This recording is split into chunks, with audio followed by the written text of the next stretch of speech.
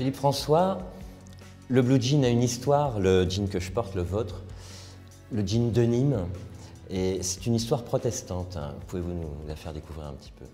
Alors j'ai eu l'occasion de m'intéresser à l'histoire du jean quand j'ai fait une exposition d'art conceptuel sur Calvin. Donc la première chose, c'est que la couleur préférée de Calvin, c'était le bleu, ce que tout le monde ne sait pas obligatoirement. Et l'histoire du jean, c'est assez passionnant puisque c'est une famille protestante de Nîmes, c'est la famille André, qui sont protestants depuis 1570, donc c'est une vieille famille protestante, qui a dû quitter la France suite à la révocation de l'édit de Nantes. Une partie de la famille a été en Italie, à Gênes, et c'est eux qui ont conçu le costume des marins génois. Et c'était un costume bleu, et c'était le bleu de Gênes. Et donc ça fait, par déformation ensuite, quand c'est passé aux États-Unis avec Lévi-Strauss, ça a donné le blue jean.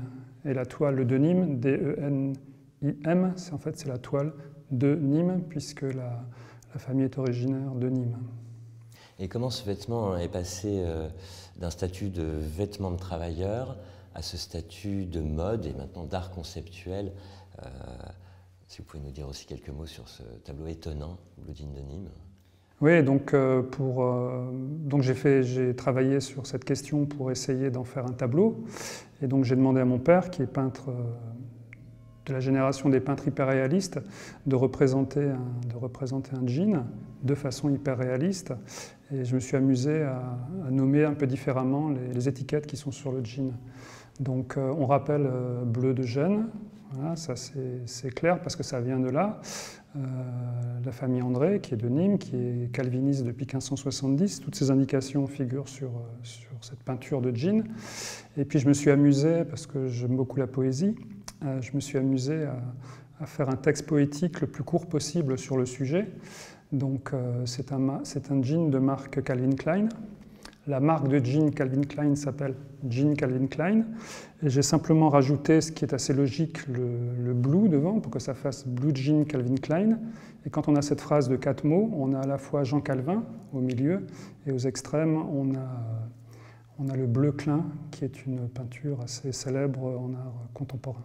C'était une façon pour moi, parce que j'ai fait toute une exposition sur Calvin et le bleu, de relier le protestantisme, le jean et l'art conceptuel. Alors comment le jean est devenu quelque chose, ça c'est un peu un mystère.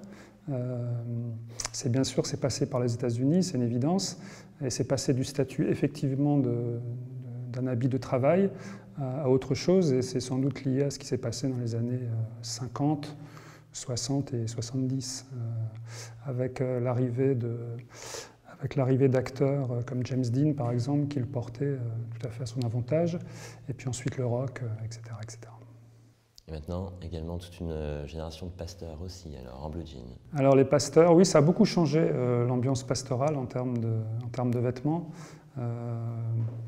On est passé du costume flanelle un peu triste des années, sans vouloir injurier personne, 50, même 60.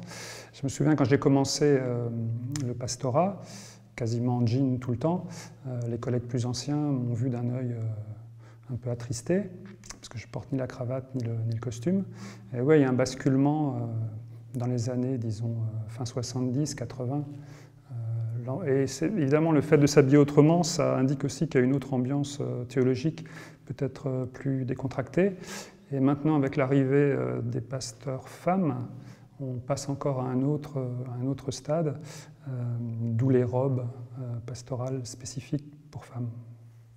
Petite robe noire, jean de Nîmes. On passe à l'ère du clean, class, cool dans les dressings pastoraux. Je pense en tout cas que le cool est une valeur. C'est pas la valeur. Les protestants considèrent qu'ils ne sont pas très cool d'habitude, mais ils sont en train de le devenir, je trouve. Et personnellement, je trouve ça formidable.